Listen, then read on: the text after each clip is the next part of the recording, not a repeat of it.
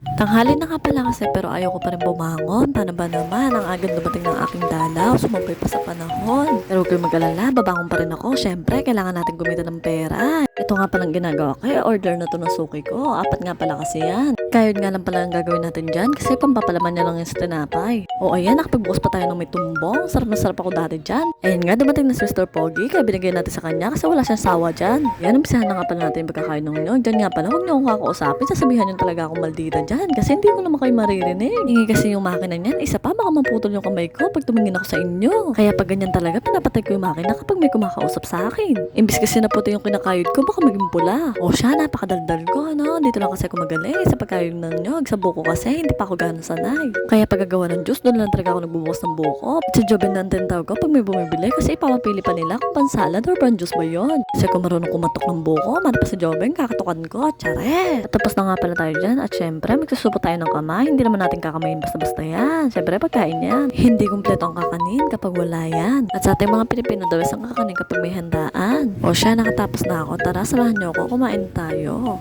At dahil alam nga na Joben, nahirap akong kumino. Syempre, siya na nagasigaso sa mga bata, pati nila sa pagluluto. Diba? May parami sa akin mamaya yan. Charis! Kita mo, pinagsantok pa talaga ako. Napaka-sweet talaga. Kala mo din nag-aaway araw-araw. Isa lang mag-sweet yan kapag bigyan na natin. Charis! O siya, hanggang dito na lamang pa. Ala!